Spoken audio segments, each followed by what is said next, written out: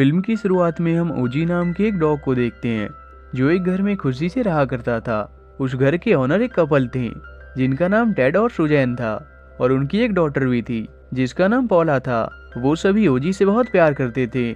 ओजी अपने नेबरहुड के सभी डॉग्स के साथ बहुत फेमिलियर था, पर वो सभी उस एरिया के एक न्यूज़पेपर डिलीवरी बॉय से बहुत परेशान थे क्योंकि वो हमेशा अपने एक डेंजर पेट डॉग के साथ आता था जो सभी डॉग्स को बहुत परेशान करता था और ओजी भी उसके सामने मजबूर था। एक दिन जब वो पॉला के साथ खेल रहा होता है तब अनजाने में उनसे गलती से उसके एक स्ट्रिक्ट नेबर का बहुत नुकसान हो जाता है जिसका भरपाया टेड को करना पड़ता है।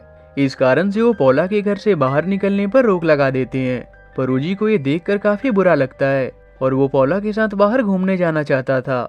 इसलिए वो पॉला को इसके लिए कन्विंस करने की कोशिश करता है और पॉला भी टेड और सुजैन से बचकर बाहर निकल जाती है।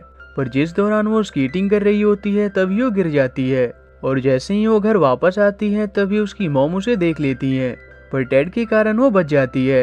अगले दिन टेड को एक मेल आता है जिससे उसे पता चलता है कि उसकी कंपनी की तरफ से उसे और उसके फैमिली को 1 महीने के लिए जापान की ट्रिप ऑफर की गई है।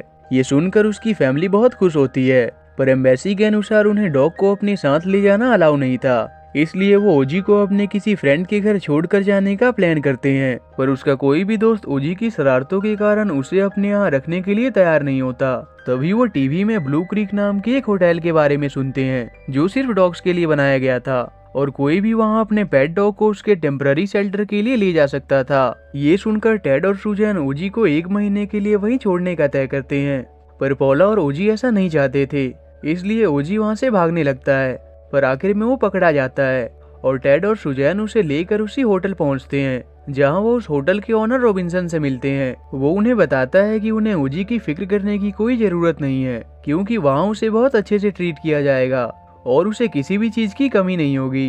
ये सुनकर टेड और सुजैन उसकी बात से बहुत प्रभावित होते हैं और पेमेंट करके ओजी को वहाँ छोड़कर चले जाते हैं, पर उनके जाने के बाद ही रॉबिन्सन अपने रियल नेचर में आ जाता है। असल में जो भी फैसिलिटी उसने टेड और सुजैन को दिखाया था वो बस दिखावे के लिए थी और वहाँ की असलियत कुछ और ही थी। वो ओजी को एक गाड़ी में डालकर वहाँ से ले जाते हैं जिसके अंदर और भी डॉग्स थे। गाड़ी से उतरने पर ओजी देखता है वो एक बड़े से डॉग प्रिजन में आ चुका था जिसके चारों ओर फेंस लगे थे ताकि कोई भी डॉग एक बार वहाँ आने के बाद भाग ना सके। रॉबिन्सन ओजी को वहाँ छोड़कर वहाँ से सामान भरे कुछ बॉक्सेस को लेकर वहाँ से चला जाता है। ओजी वहाँ से बचकर भागने की काफी कोशिश करता है पर उसका कोई फायदा नहीं होता और वहाँ का चीफ डॉग डेकर उसे वहाँ के वार्डन के पास ले जाता है जिसका नाम ग्रंट था और वो प्रिजन के सभी डॉग्स पर नजर रखा करता था। ओजी उसे खुद को इंट्रोड्यूस करता है और उसे कहता है कि उन्हें जरूर कोई गलतफहमी हुई है। वो उसे अपनी सारी कहानी बता देता है, पर ग्रंट उसके पट्टे को उससे निकाल कर अपने पास रख लेता है और उससे कहता है कि आज से उसका नाम ओजी नहीं है और वो उसे बाकी के कैदी डॉग्स की तरह एक नंबर देता है और फिर डेकर उसे प्रिजन में ले जाता है जहां उसकी तरह और भी बहुत से डॉग्स थे। डेकर उसे शराफत से रहने की धमकी देकर उसे एक जेल में बंद कर जाता है। वहां ओजी को एक पार्टनर मिलता है जिसका नाम फ्रॉन्की था।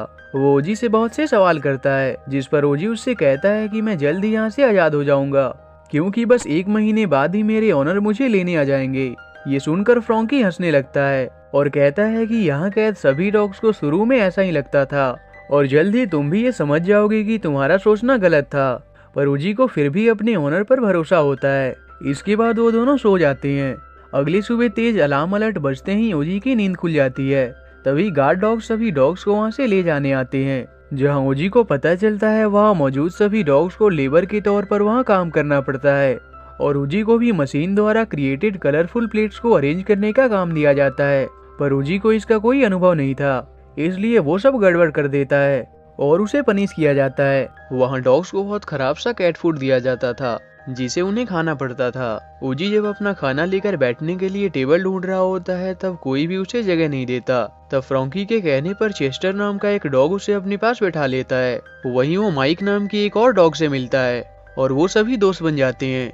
चेस्टर ओजी को समझाता है कि उसे अपने ओनर के आने की उम्मीद छोड़ देनी चाहिए क्योंकि उसके साथ हुए इंसिडेंट्स के कारण वो हार मान चुका था। उस प्रिजन में वीटो नाम का एक डॉग रहता था जिसकी सभी डॉग्स बहुत रिस्पेक्ट करते थे, पर जब ओजी वीटो की पर्सनालिटी देखता है तो हंसने लगता है। इससे वीटो को उस पर काफी गुस्सा आता है, पर जरूरी काम होने के कारण वीटो उस दिन उसे छोड़ देता है। अगली सुबह जब ओजी उठता है तो उसे पता चलता है उसका पार्टनर फ्रॉन्की जेल से भाग गया है, इसलिए वो माइक को इस बारे में बताता है। तभी फ्रॉन्की को वापस से अंदर फेंक दिया जाता है। पूछने पर फ्रॉन्की उनसे कहता है कि उसके पर छोटे से एरर के कारण वो पकड़ा गया था, नहीं तो वो वहाँ से बच निकलने वाला था। फ्रॉन्की ने इससे पहले भी वहाँ से भागने की कई बार कोशिश की थी, पर हर बार वो किसी न किसी कारण से ग्रंट के हाथों पकड़ा जाता था। तभी वहाँ एक डॉग आता है जो ओजी से कहता है कि वीटो ने उसे बुलाया है, और ओजी भी डरते हुए उससे मिलने जाता है, जहाँ वीटो उससे कहता है कि तुम्हें देखकर लगता है कि तुम्हें रनिंग बहुत पसंद होगा, जिसे सुनकर ओजी इस बात से बिल्कुल इनकार कर देता है। लेकिन वीटो उसकी बात काटते हुए उससे कहता है कि तुम्हें मेरे लिए एक काम करना है, और फिर वो उसे एक रेसिंग ट्रैक के पास ले जाकर अपने एक चैंपियन को दिखाता है जिसका नाम फ्लैश था। वो कहता है कि फ्लैश एक टॉप क्लास रनर है, पर पिछली बार ये एक रेस में हार गया था, इसलिए वो अपनी सारी मोटिवेशन खो चुका है। ओजी को उसके साथ रेस करनी थी ताकि फ्लैश उसे हराकर अपना हौसला बढ़ा सके, और ओजी को उसकी बात माननी पड़ती है। पर जब फ्लैश और ओजी के बीच रेस होती है तो ओजी अनजाने में हारने के बजाय जीत जाता है, और जब वीटो देखता है कि फ्लैश ओजी से हार गया तब वो उसे अपने चैंपियन की पोजीशन से ह्यूमिलेट करके हटा देता है, और ओजी को अपने रेसिंग चैंपियन का मेंबर बना देता है ताकि वो रेस में उसके ओपोनेंट्स को हरा सके। और इसके बदले में वो ओजी पर ये फेवर करता है कि उसे खराब सा कैट फूड के बजाय खाने में अच्छा खाना दिया जाता। ओजी उससे इस बारे में सोचने के लिए कुछ टाइम मांगता है, इसलिए वीटो उसे एक दिन का समय देता है, और ओजी अपने दोस्तों से इस बारे में बात करता है, जहाँ चेस्टर उससे कहता है कि उसे वीटो पर भरोसा नहीं करना चाहिए, क्योंकि एक बार काम पूरा होने के बाद वो अपने चैंपियंस की कोई केयर नहीं करता। तभी वहाँ वीटो आता है और उससे अपना फैसला पूछता है, जिस पर ओजी उसे रिस्पेक्ट के साथ उसके लिए काम करने से मना कर देता है। पर ये बात वीटो को अच्छा नहीं लगता, और वो उससे कहता है कि मैं चाहूँ तो तुम्हारी लाइफ को आसान बना सकता हूँ, लेकिन मुझे मना करना तुम्हारे लिए बहुत बुरा हो सकता है, जिसके बाद उसे काफी ह्यूमिलेशन फेस करना पड़ता है। तभी उसे ग्रंट मिलता है और ओजी उसे वीटो की सारी बातें बता देता है, और कहता है कि जब से मैंने उसके रेसिंग चैंपियन फ्लैश को हराया है तब से ही वो चाहता है कि मैं उसके लिए उसके ओपोनेंट्स के खिलाफ रेस में भाग लूं। जिसे सुनने के बाद ग्रंट उससे कहता है कि तुम वीटो की बात मान लो, लेकिन रेस में तुम्हें जानबूझकर हारना है ताकि मेरा चैंपियन तुम्हें हरा सके। असल में ग्रंट और वीटो वहाँ के दो ओपोनेंट्स थे, और वो एक दूसरे से बहुत जेलस फील करते थे, इसलिए वो अपनी डोमिनेंस शो करने के लिए आपस में स्पोर्ट्स कंपटीशन करते थे। और वहाँ मौजूद डॉग्स भी या तो ग्रंट की टीम के मेंबर थे या तो वीटो के, इसलिए ग्रंट चाहता था कि ओजी वीटो की तरफ से रेस में हिस्सा ले और जानबूझकर हार कर उसे जिता दे।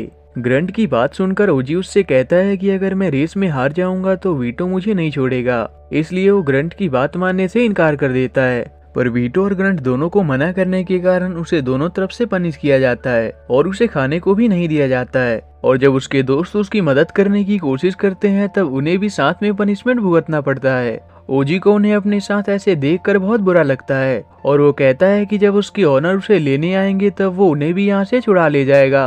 पर वहाँ उसे पता चलता है कि 1 महीने तो पहले ही बीत चुके हैं।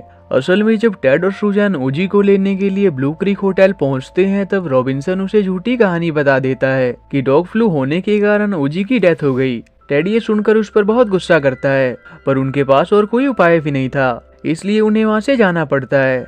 दूसरी ओर ओजी हार मानकर वीटो और ग्रंट दोनों की बात मान जाता है, पर अब ओजी समझ चुका था कि अब उसके पास और कोई उपाय नहीं है। अगर वो रेस में हार जाता तो वीटो उसे नहीं छोड़ेगा, और अगर वो जीत जाता तो ग्रंट उसे नहीं छोड़ेगा। इसलिए वो प्लान करता है कि वो अपने दोस्तों के साथ किसी तरह से इस जेल से भाग जाएगा।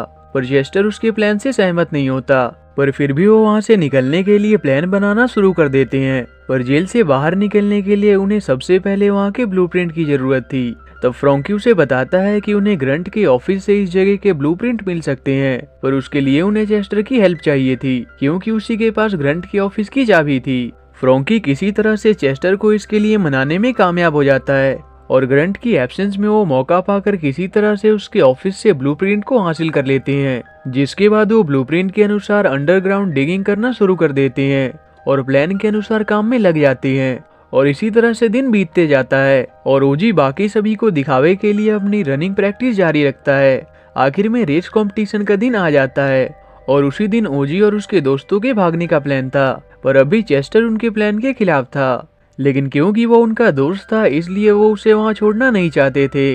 इसके बाद ग्रंट के चैंपियन लोबो और ओजी के बीच रेस की शुरुआत होती है, पर उस रेस के दौरान ही पूरे स्टेडियम की लाइट चली जाती है और जब लाइट वापस आती है तब सभी देखते हैं ओजी और उसके दोस्त वहां से भाग चुके थे, इसलिए सभी उन्हें ढूंढने में लग जाते हैं।